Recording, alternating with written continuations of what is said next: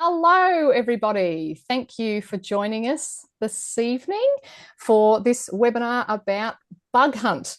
It's an exciting new citizen science project that we're going to be talking about this evening, and it's a joint collaboration between Invertebrates Australia and the Invasive Species Council, with some wonderful support from Australian Geographic as well. This program actually won their Gold Tier Award for Nature, which is fantastic. So we're here to tell everybody a little bit about what this program is this evening.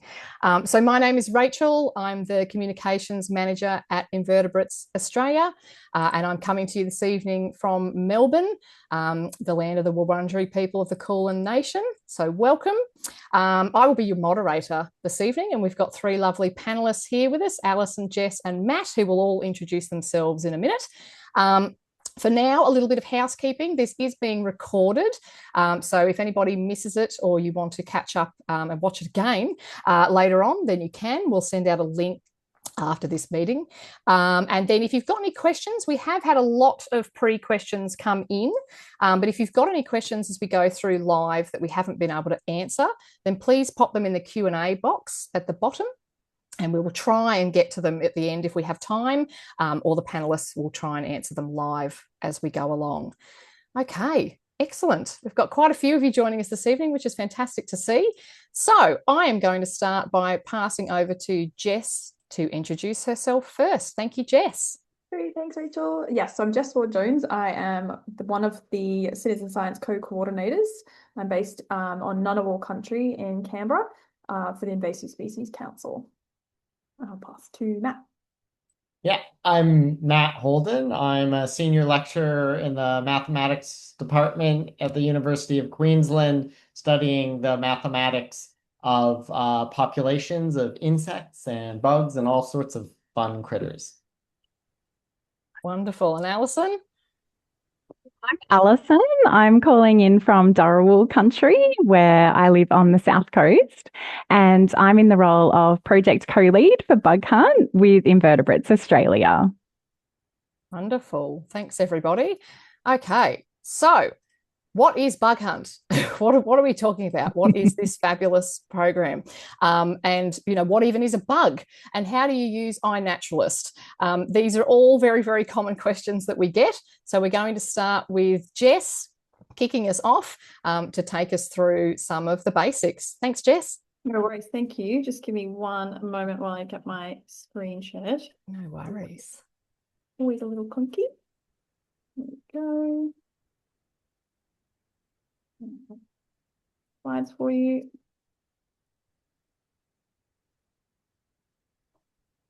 All right, how are we looking? Are we on? Yep. Lovely. Okay, cool. Yes, so thanks for joining us, everyone.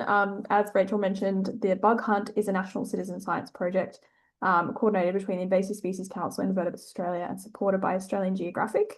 The Bug Hunt is an ongoing program that we are working towards basically just getting more eyes on the ground, looking for the hundreds of thousands of native species that we have in Australia, but also broadening a biosecurity net and potentially opening an opportunity to find new incursions of invasive species. So that's an ongoing program that we have between all of us. And here we are. That's us again. And then starting tomorrow, launching very soon. And then for the next week, ending on Sunday next week, we have the inaugural Bugs in My Backyard week. So this is the first one we're doing. It's all about having a springtime snapshot of the bugs that we have across Australia. And this is what we're asking all of you to take part in. So question that we seem to be getting a lot is, what is a bug? So technically, bug doesn't have a particular scientific meaning unless you're talking about true bugs, which is something called Hemiptera, that's a particular order.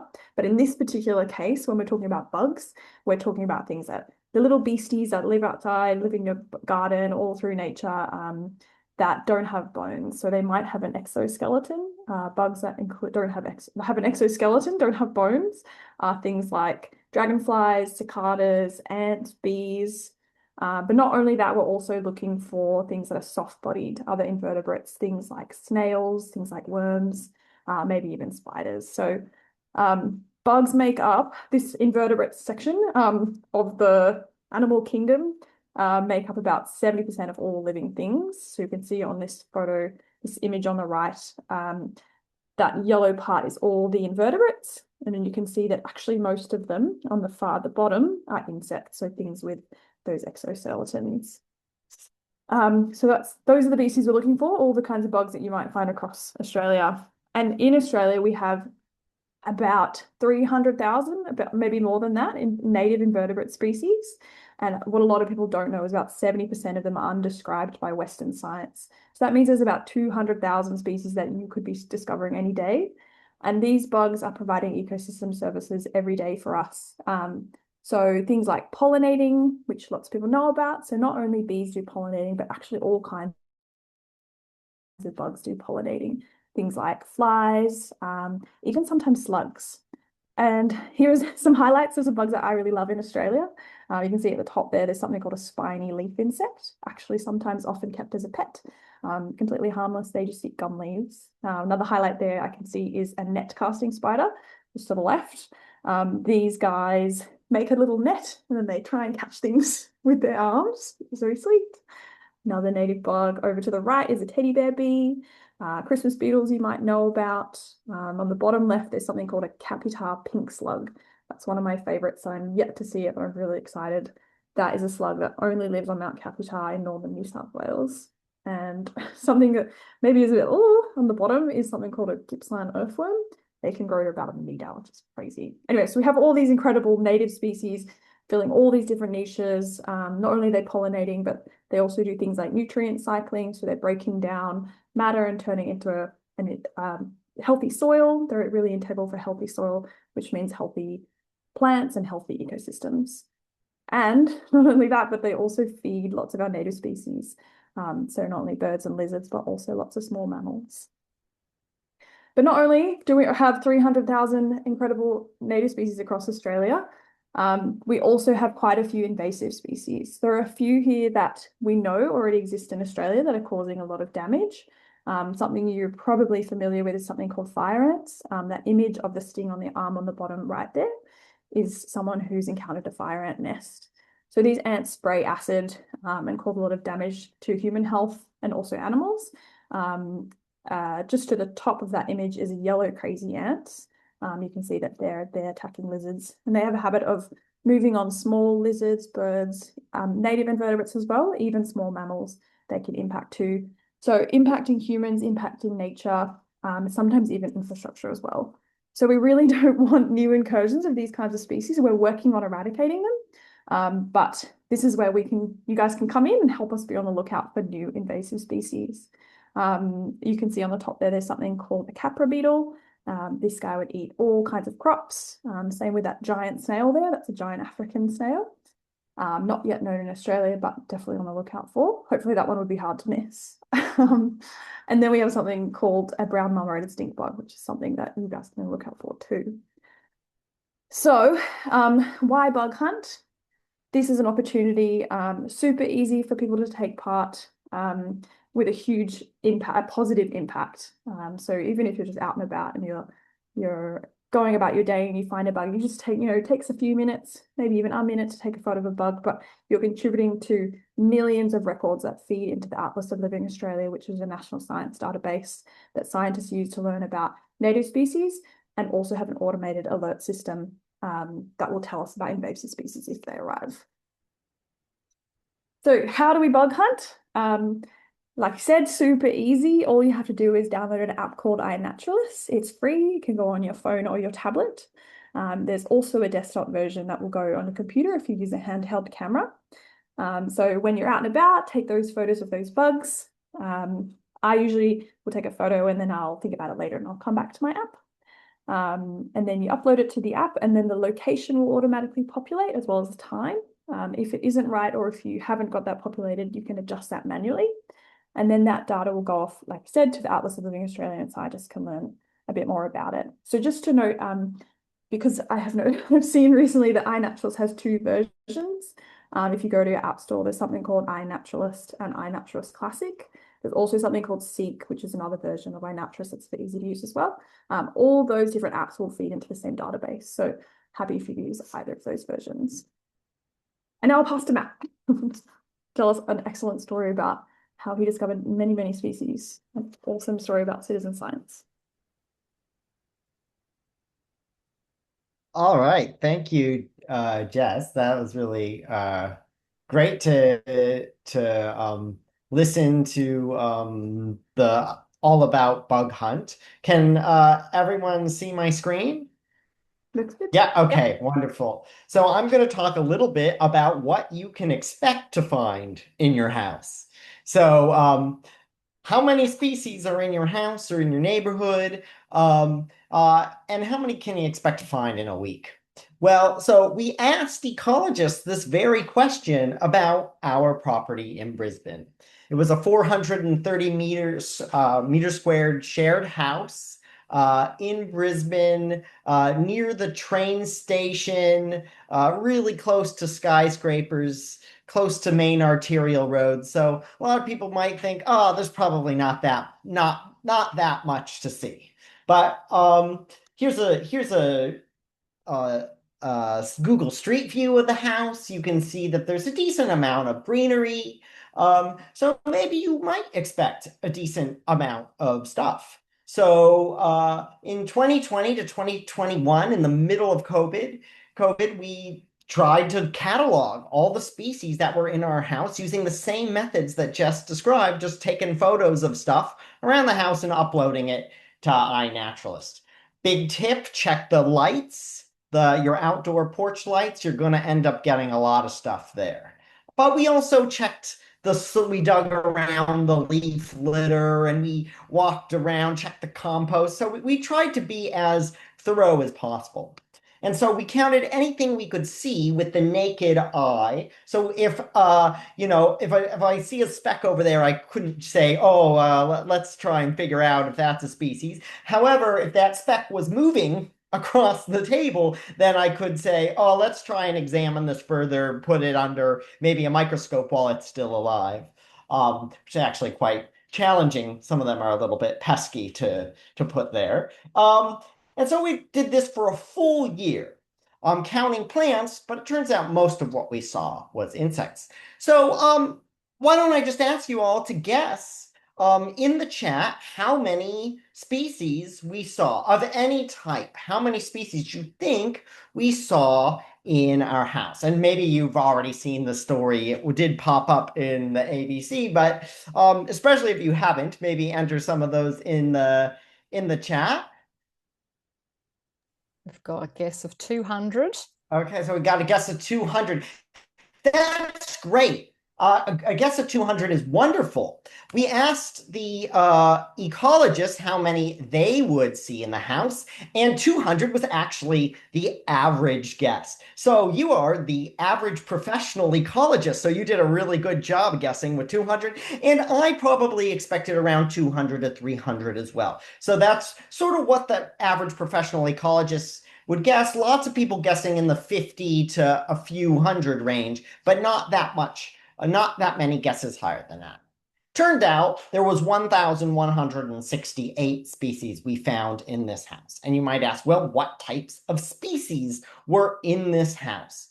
Well, it turns out most of them were bugs, or what we would consider, based on this classification by Bug Hunt, bugs, right? We had our moths and our butterflies. That made up 437 of those species, moths and butterflies.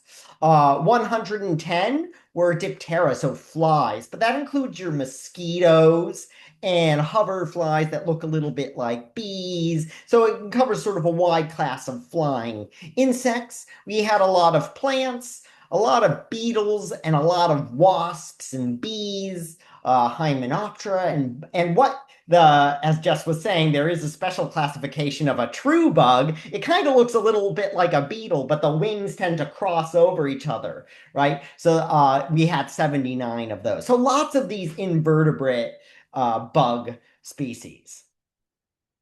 And it turns out three of the species we found had no records in the Atlas of Living Australia, which was the most comprehensive database of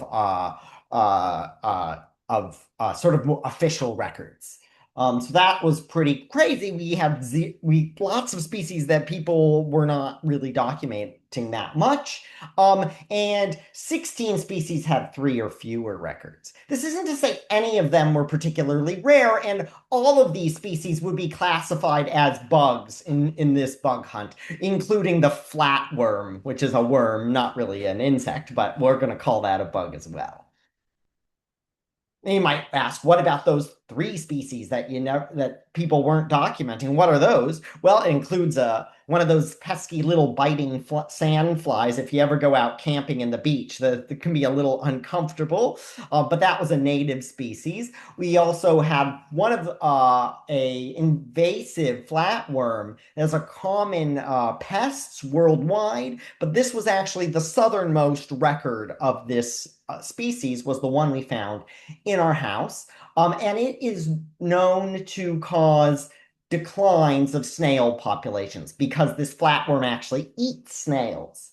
And we also had a native mosquito that was also in the house as well. And there was actually 12 different species of mosquito. You see them flying around. How do you tell them all? Well, a lot of them you have to take photographs that are maybe a little bit more detailed. So you can kind of have an attachment to your phone and get a lot closer. And try and get them to be cooperative and take a photo of that. This one was put in a petri dish and cooled in the refrigerator, so it was a little bit more cooperative, but we did not do any sort of destructive sampling. There was a ton of what we would call fruit-piercing moths. These are moths that are feeding on fruit, and some of these are really spectacular, close to the size of your hand. Really beautiful, beautiful moths. There was even a vampire moth, which is named that because it's been at least observed once, possibly piercing a pig, but it doesn't actually pose any threats to humans at all. It mostly just pierces fruit. So lots of these different cool moths. One of these moths even has a really interesting life history trait where their caterpillars live in spider webs. And so they live in these spider webs and they eat the poo of the spider. So they're feeding on the poo of the spider, these caterpillars. It's a little bit unknown how these caterpillars avoid getting eaten by the spider. This is a very understudied species. And the 6 sightings we have of it made up most of the records in the Atlas of Living Australia. We also had poo-eating moths that fed their entire time as caterpillars or in eggs. These early stages are actually inside a single poop of a moth. So a single poop of a moth, and it's just feeding there, and then it emerges from this piece of poo. And if you've seen this moth, it's really tiny. It's smaller than the size of your fingernail, but it's got this really nice shiny look to it. That's that photo on the right. So lots of these really cool moths. And of those 436 or so species of moths and butterfly, we had well over 300 moths, but some of them are butterflies. And these butterflies had some interactions with ants. So we had 10 species of these Lycaenidae butterflies. So these blue butterflies. If you ever see them flying around in the garden, they're small little butterflies that are flying all over your different trees and shrubs. And those caterpillars are defended against predators by ants. And the ants consume the sugar that is being produced by the caterpillars as they're chewing on the plants. So that's really a cool little interaction that you might see in your backyard. Lots of these things are wasps. A lot of the things you'll see are wasps, but they're really tiny, not the really sort of aggressive wasps that you might be scared of that are going to sting you. Some of these wasps actually sting caterpillars. Or not sting, they lay their eggs in caterpillars. They insert an ovipositor in the caterpillar, the egg gets laid in the caterpillar, and then the egg hatches, and the larva of this wasp eats the caterpillar from the inside out and emerges as a wasp later on. So really sort of cool, interesting wasp species, and some of them are really beautiful. But these are really tiny wasps. They would never hurt a human. Well, how many species did we see? Well, one of the things you can tell immediately from this graph, the graph is the amount of species we were seeing through time. This big, thick black line is our house, whereas the dashed lines are just general in Brisbane. And the green dashed line is in Brisbane during the year where we did the house survey. So we contributed a lot of the sightings to Brisbane. But one of the things you can see is that there's just a massive amount of sightings the first day or first week. You're accumulating these sightings so quickly at the start. So you're going to see a lot of stuff during that first week. So during that bug hunt, you're going to see a lot of stuff, and it tends to plateau later on. You start seeing less stuff. You see stuff that you've already seen before. So you're going to see a lot of new stuff in that first week. So that's really exciting about bug hunt. And you can see that it sort of kicks off again. It plateaus, and there's this kick off again. And you might ask, well, what is that? Well, we started the survey sort of late in the summer, and we surveyed for a full year. So that's the sort of increased activity that happens in the summer. You see some things the next summer that you didn't see the previous summer. So that's that ramp up at the end. And so what would I say is the take-home message from this? You see a lot of species just in your yard. It turns out we saw way more species than in the official database for Lamington National Park. Now, obviously, that's tongue-in-cheek. There isn't that many species relative to Lamington National Park in your backyard. But it just goes to show that there's lots of insects and bugs that the government isn't really keeping track of in their official databases for national parks that they release to the public. So this is such an important initiative to learn about the bugs in your backyard, because that's so much of the biodiversity in Australia. And we just drastically underestimate the amount of bugs, the different types of bugs we encounter in our everyday life. And so doing these types of day-to-day surveys during your life is a great way to connect with nature and learn a lot about bugs. So I'll leave it at that. Thanks, Matt. That's amazing. That's a perfect example. Not that we're expecting all of you to find 1,100 plus species in your backyard, but it's a fantastic example of, how people often don't realize exactly what you've said, how much is out there, even in a relatively small area. Once you actually get looking, you would be amazed at what you find. And we do have some incredible native species out there that are very fascinating. So thank you for your story. It's fantastic. Just quickly before I pass to you, Alison, we've just had a couple of questions come in, which I've been answering as I go. So please do pop them in the box. But just a couple of things that have come off the back of the chats of Jess and Matt. So Patricia's asked, can the insects be dead as well as alive? Yes, you're welcome to take photos. Somewhere like your windowsill may often be a place where you might find bugs that have died, but we're asking you not to go and kill them yourself, just to make that clear. Let's let them live in the environment. But if you happen to come across a dead one, absolutely, please still upload it. And Melanie's asked if we need to be able to identify the species ourselves. So no. That is the beauty of iNaturalist.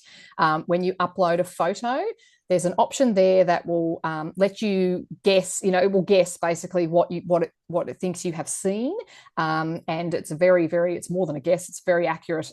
Uses a lot of the previous data that's been uploaded in there, and the app will tell you what it thinks you have discovered.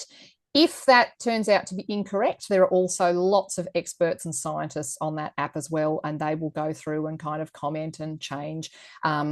And you'll see some of the sightings on iNaturalist have got a little thing next to them that says they're research grade.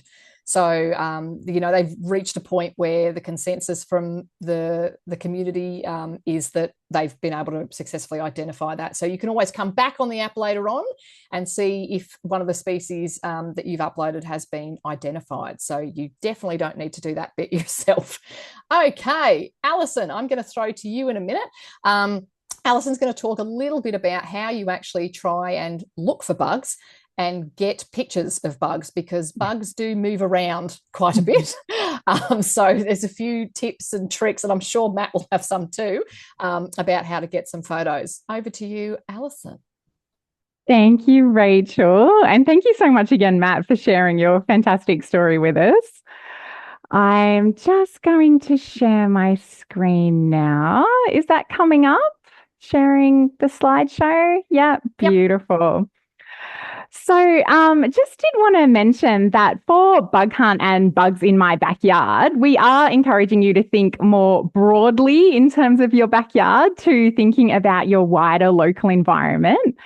So we are suggesting 7 different places that you might like to think about going out during Bugs in My Backyard week.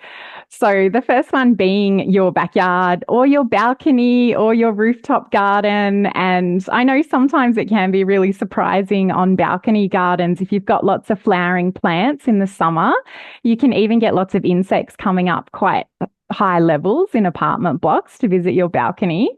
So definitely keeping that focus on your place of residence, but also getting out into the wider environment. So we've got a suggestion of checking out your local park, or if you're heading to the playground with kids, there's often nice shade trees or some landscaping around the playground that you might be able to take some time to have a wander through looking for bugs.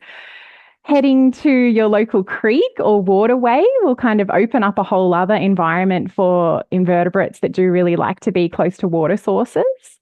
So people are seeing a lot of dragonflies and damselflies in some areas at the moment. And I know they can often be really hard to photograph because they're zooming around so quickly, but sometimes you can be lucky to spot them while they're resting on plants or on rocks near the waterway. So this is a photo I was able to take on my phone when some damselflies just stopped for a rest. And I popped that up into iNaturalist as a damselfly because I wasn't sure what species it was. And then some people that had expertise in identifying damselflies were able to jump in and suggest that specific species suggestion, which was really wonderful. So also heading out into your local bushland areas, particularly for things like snails and slugs, you can see a lot of really different species in bushland areas. So a lot of the snails and slugs that you see in your garden are actually introduced species, but there's thousands of native snails and slugs that you will find in local bushland areas. So this photo here is actually something that I never even knew existed until I took a photo and uploaded it into iNaturalist. And it's called a royal semi-slug. So it's like halfway between a snail and a slug. And I spotted this just while I was up bushwalking in some local rainforest here on Darawal country. And I popped it in iNaturalist just as a snail because I wasn't sure what species of snail it was. And then some snail enthusiasts jumped in and suggested that specific species ID, which was really wonderful. I also love getting out to botanic gardens to spot bugs. They're really great places to spot pollinating insects in particular because botanic gardens often have a lot of flowering plants in them. And then coming back to what Matt mentioned about going out at night and seeing all those different moths and lacewings and katydids and other nocturnal creatures that might be drawn to those porch lights is really important to keep that in mind as well. And then we're also encouraging you just to head to a place that you've never been before during Bug Week, if you do have time to do so. And on that note, I wanted to point out that there are some really great features in iNaturalist. So it does link to Google Maps. And so you can actually jump into the Explore tab on iNaturalist and search around your local area, and you can see what species people are seeing in your local area. And so you can also search for particular species that you're interested in. So I have a particular interest in Australian native bees. And so I can actually pop into the search function, bees, in a particular area that I'm interested in. And then you can bring up the map with all of the drop pins of the records of bees that people have been spotting in that area. And if you click on those drop pins, you can actually get all of the specific details for those observations. So I actually use this a little bit when I'm planning my holidays, because I do love to see different bugs when I'm traveling to different areas. So I was thinking the other day, I'm going to be passing through Newcastle. I wonder where might be a good place to go and try and see some native bees. And so I just popped in bees and Newcastle in the search function, and I could kind of zoom in and see that there's this public park here, a reserve that's got quite a bit of bushland around the edge, and someone had been putting in quite a lot of observations of native bees in here. So it can be a really fun tool to play around with and just find some places either near your local area or places when you're traveling where you might like to stop in and try and see what you can find. And the other feature in terms of exploring that I wanted to point out was that you can also go into different projects and see what records have been submitted for those projects. So in iNaturalist, we've set up a project called Bug Hunt Australia. And we would love for you to join this project. You can see up the top right here, there's almost 2,000 people which have joined this project already. And some benefits of joining the project are that you get the project journal updates. When we do updates on the project, you'll see them appear on your homepage for iNaturalist. And you can also go in the draw to win some prizes during Bugs in My Backyard Week, which is happening from tomorrow, the 17th of November, until the 23rd of November. And it just really shows your support for this project by joining. So the project is set up as a collection project. So it is automatically pulling all of the records from invertebrates which people are submitting. And so I did just want to point out as well that one of the questions we sometimes get is, after I've joined the Bug Hunt Australia project, when I go to submit a record in iNaturalist, I can't actually add it to the project when I submit that specific record. But that's just because it is set up as a collection project. So the data is going there automatically to make it easy for you. And you don't have to specifically look for the Bug Hunt Australia project every time you submit an observation. It's just being pulled up into this collection project automatically. So you can go in and explore all of the records which have been gathered already under this Bug Hunt collection project since it started in October.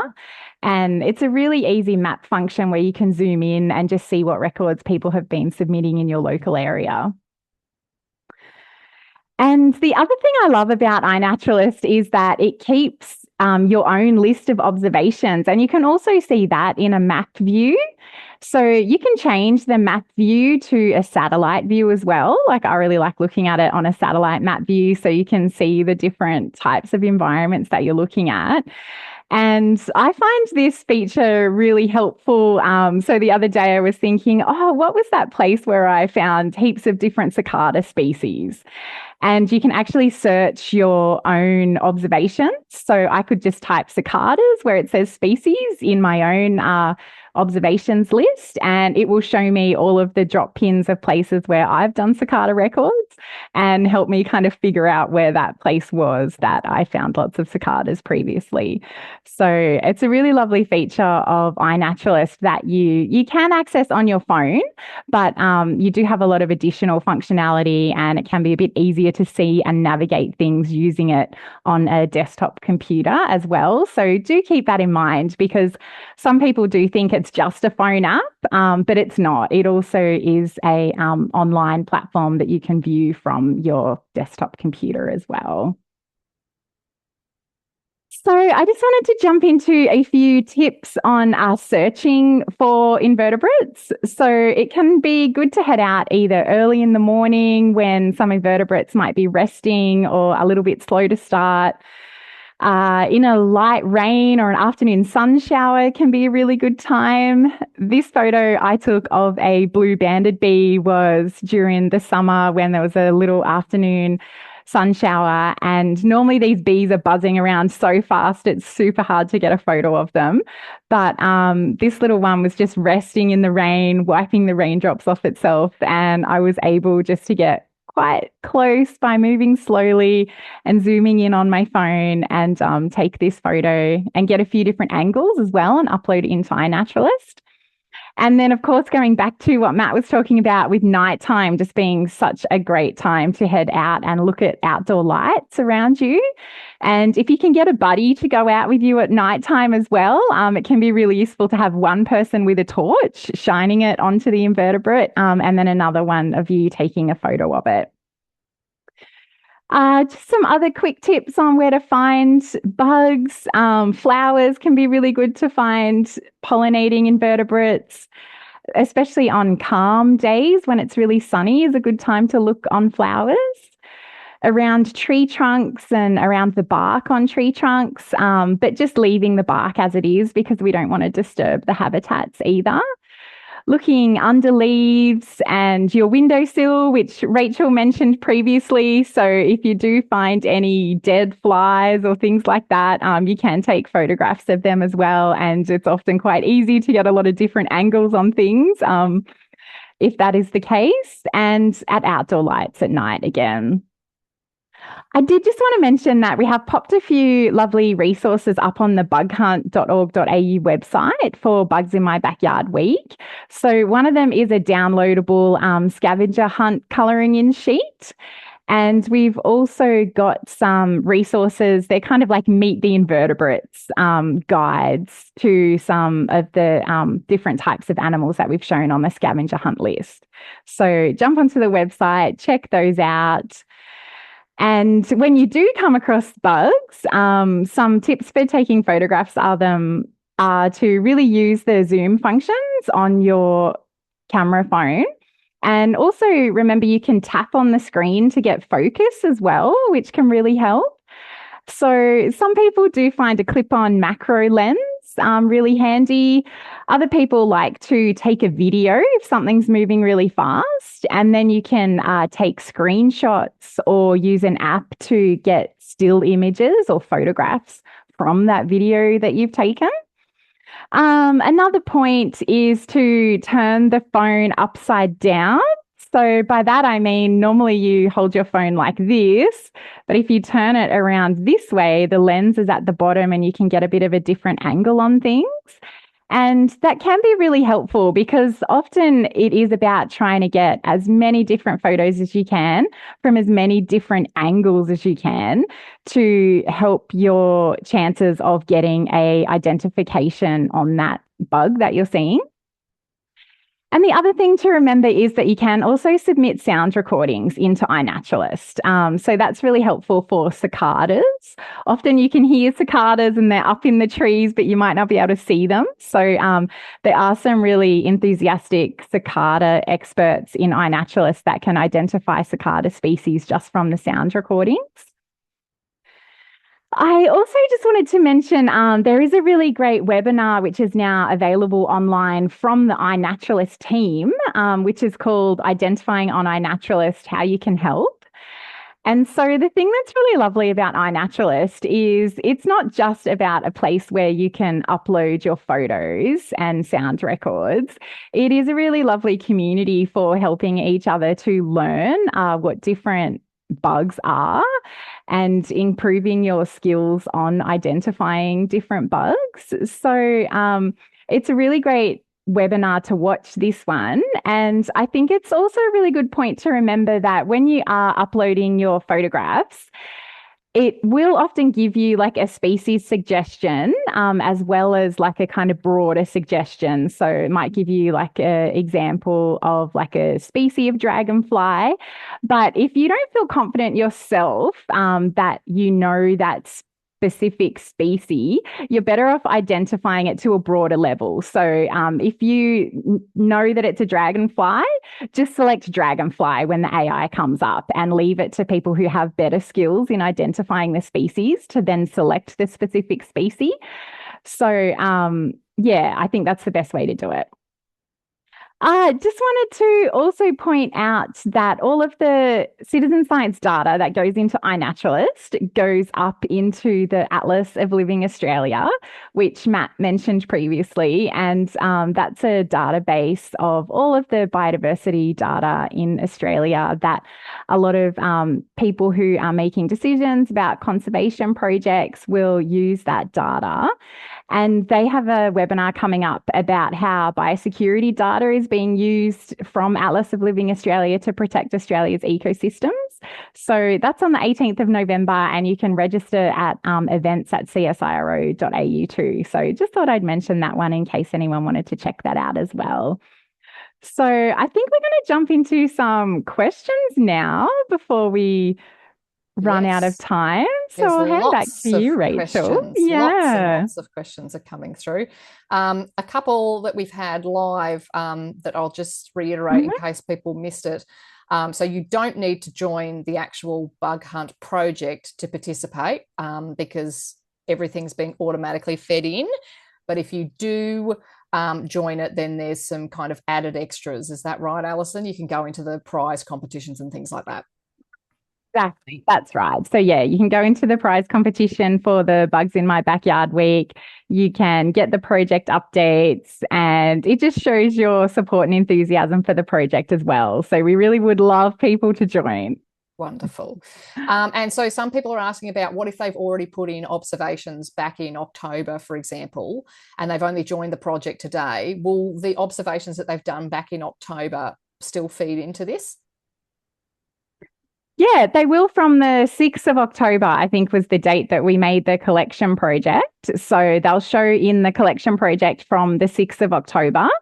And before that, they'll just be in the iNaturalist community, and pulled into other projects. It's the lovely thing about iNaturalist that people with specific interests can set up all different kinds of projects and be utilising people's data in different ways. Yep, perfect. Okay. So another question we had, does this include spiders? And does backyard extend beyond your backyard? Well, yes, I think we answered that one. We're more than welcome to, you don't have to take a backyard literally. You can go down to your local park, national park, wherever you like, and have a look around. And absolutely, we would like to see spiders. As Jess pointed out, anything without bones, without a spine, chuck it on in, even if you're not sure, because there are all kinds of things that are being monitored on iNaturalist. So even if it doesn't end up being a bug, somebody else will most likely use that data for a project that they're doing. So if in doubt, pop it in the app. Now, someone has asked about whether we're interested in invasive freshwater invertebrates and just marine invertebrates in general. Jess, is that one for you? Yeah, for sure. So I think maybe we've touched on it, but iNaturalist, although we're focusing on bugs for this particular project, will actually work on anything that's alive. So if you are curious, and sometimes I just use it on plants as well. You can use it on birds, you can use it on fungus. But yes, it will also work on marine invertebrates too. There are a couple of marine invertebrates that we've identified as potentially very risky. So although we are focusing on terrestrial invertebrates for this project, it is also very valuable if you are out in some wet marine environments or freshwater environments. iNaturalist records there will be just as helpful. Some of the invasive marine invertebrates that we're particularly on the lookout for on this priority list is certain kinds of snails. The snails themselves are quite inconspicuous, but the eggs that they lay are very bright. They make bright orange, bright pink eggs. So if you see something like that, absolutely take a photo, upload it into iNaturalist, and it will also be very valuable. Cool, fabulous, thank you. And in terms of people, because Bug Hunt is running as a project all year round. So you're welcome to upload photos all throughout the year. But what's coming up this next week is we've got the bugs in my backyard. So there's a question here, Alison, about whether, we'll accept entries that people are uploading after the 23rd. So for the Bugs in My Backyard Week competition, things will have to be uploaded by midnight on the last day. So that's the 23rd of November. So for them to count towards the competition, they need to be in there by the end of that week. But you can, upload photographs into iNaturalist that would contribute to bug hunt in general at any time. So, and you can upload photos from quite a while ago as well. Like I know I've got like a quite large image library of wildlife photos that I've taken that I have on my computer. And every now and again, I'll just add something to iNaturalist that I might have taken years ago. But as long as it's got that, date on the image, then iNaturalist just picks up when that photograph was taken. And so you can add them at any time. Perfect. Thank you. Somebody is a tourism operator in the Daintree and wants to know if there would be posters and other ways to encourage guests and other people that might not know about bug hunt to participate. Yeah, so they can send us an email, which is on our website. So I'm just checking the email address is contact@bughunt.org.au. And we actually have developed some resources for community groups. So there are some flyers and social media tiles and things like that, which we would love for community groups or businesses, if they're interested, in promoting that to their community. Yeah, just send us an email. Excellent. And Matt, one for you. So I know we've talked a little bit about some tips about how to photograph bugs, but you had some great photos in your slides there. So, how do you go about capturing bugs if they're moving around quite quickly, making sure it's not blurry? Any tips and tricks there, and any tools that you would recommend for photographing them? Do you use a magnifying glass or a clip-on lens, or a good camera or a lens to start with? Any tips on that front? Yeah, I mean, it of course depends on how much you're willing to change your life for this project, but the most basic thing is just your phone. If you have a smartphone with the camera, you're gonna get some decent shots.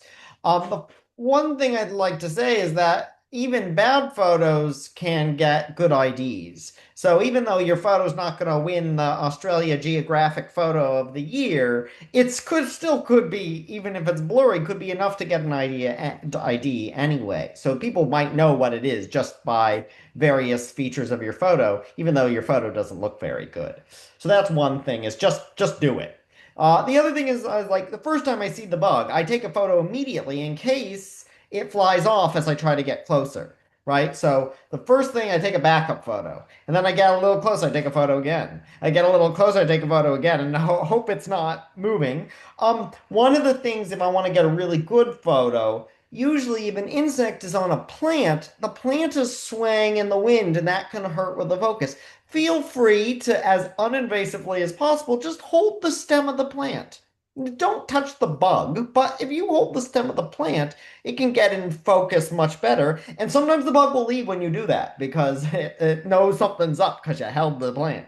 Other things is, if the bug is on your wall, let's say we're talking about the photos by the light, brace your finger against the wall so your phone is really still. If your phone is moving, so it's hard to keep the phone still. All the micro shakes in your hand can change the focus. If you brace your hand against the wall, you can often get a really crisp photo, and just the general zoom on your calendar is enough. You can always post hoc crop photos. It sometimes affects the quality, but my main tip is just to take lots of photos and see how you go.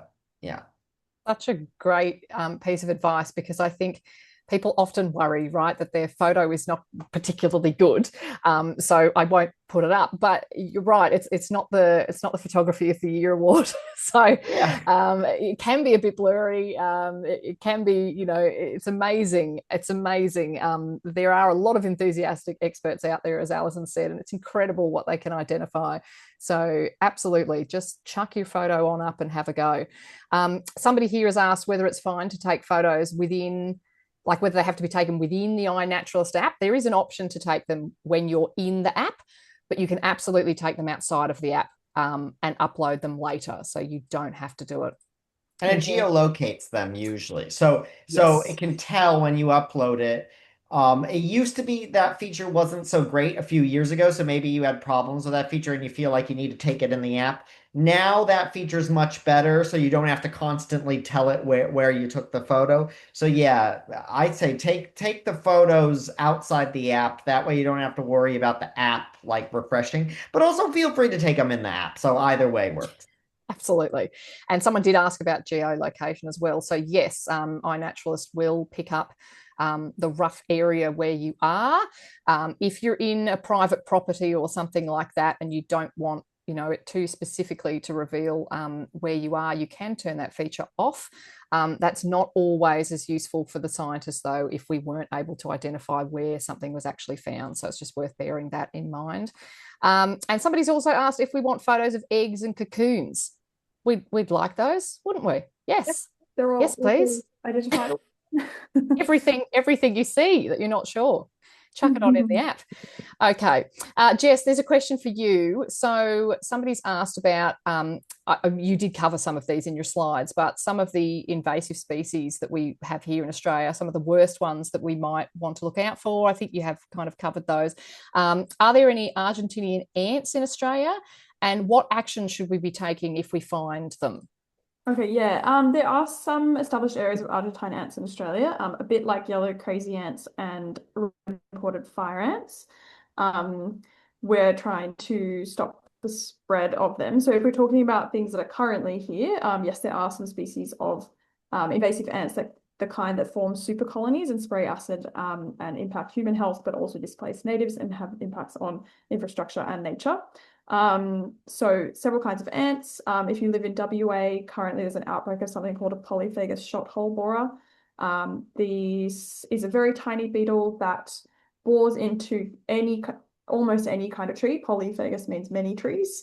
And it introduces a fungus into the tree that kills the tree. That is a sort of recent outbreak. That is, if you're in WA, something to definitely keep an eye on to help us figure out where it's spreading to.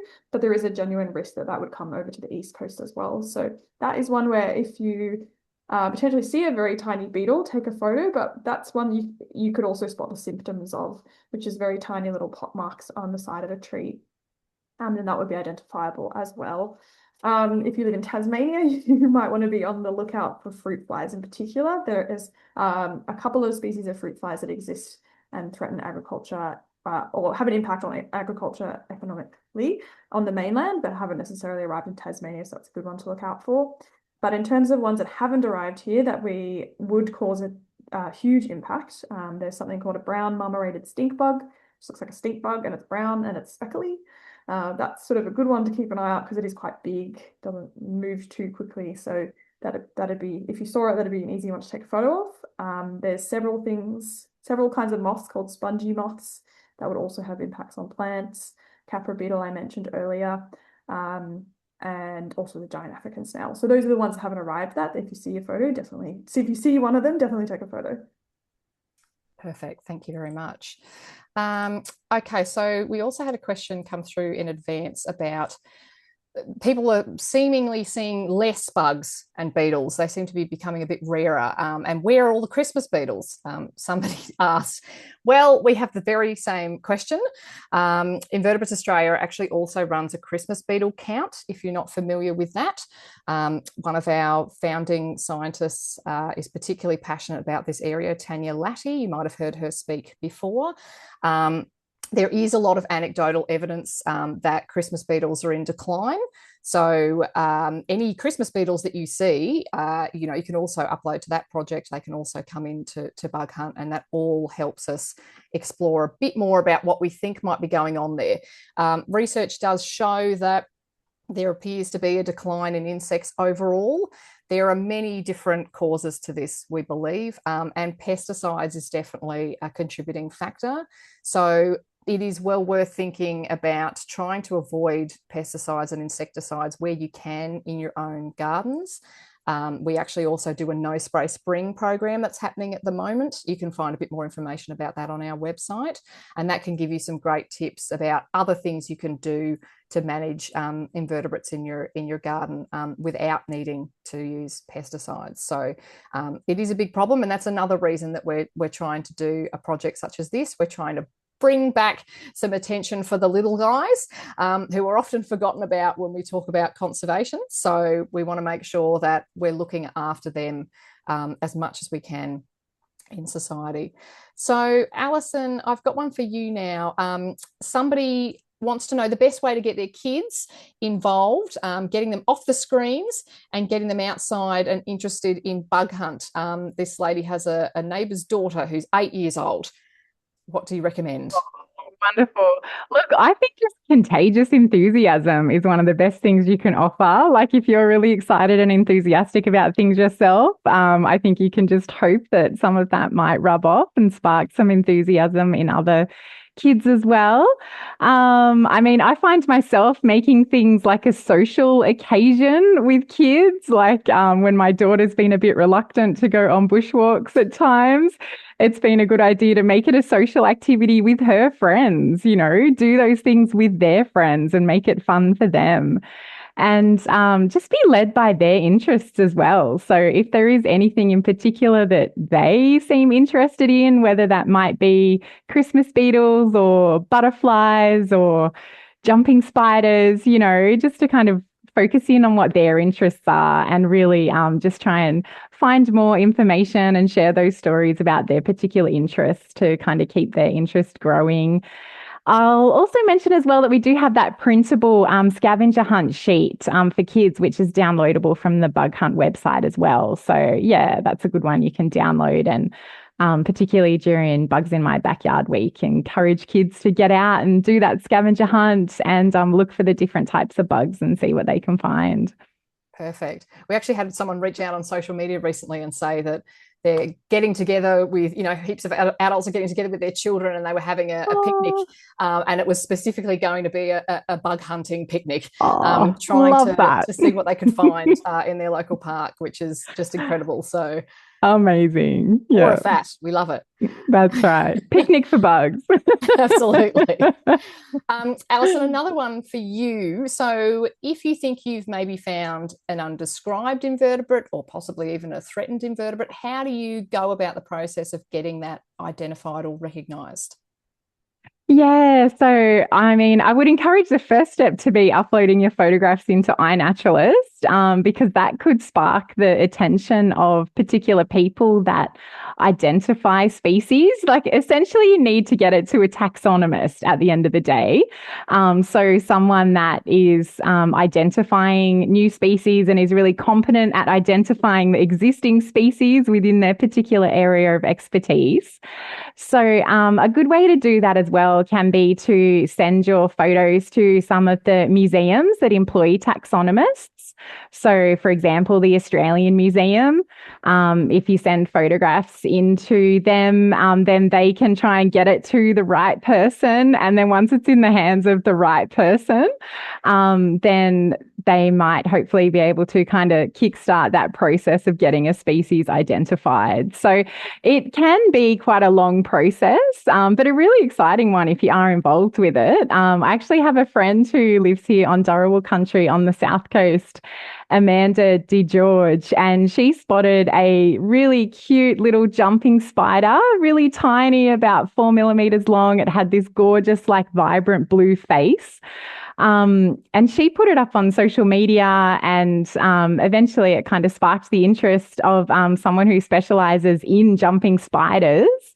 And she made contact with someone at one of the museums, and they're going through that process of getting that spider named. And I do believe there's a scientific name coming out for it very shortly, but it has taken a few years to go through that process, but a very exciting and worthwhile one to go through. It's amazing. You never know what you might find. That's right. I'm conscious that it's 9 o'clock. The time has got away from me. There's been so many great questions. Thank you so much, everybody. I'm going to quickly try and fly through a couple more. Zachary, aged 8. Hello, Zachary. Can I set up a bug trap for bug hunt? Absolutely, put up a light sheet or something like that. There are light traps and things that exist. Again, as I said before, we don't want any sort of trap that's going to actively kind of kill what you're finding. So please avoid those, because if you did find a threatened or a new species in your backyard, it would be an absolute shame for it to then drown in some sort of trap. So yes, focus on the things that aren't going to cause any harm, but please do a light trap or similar. Somebody has also asked us about how they want some guidance about how to attract more invertebrates to their garden in general. And we had someone specifically ask about butterflies. So again, check out Invertebrates Australia for this. We have a lot of social posts because it's No Spray Spring at the moment. We've done a lot of posts around different species that you can plant. And I also strongly suggest that you check out our friends, the Ween Bee Foundation. They have some amazing pollinator guides on their website. I will actually put the link in here for everybody.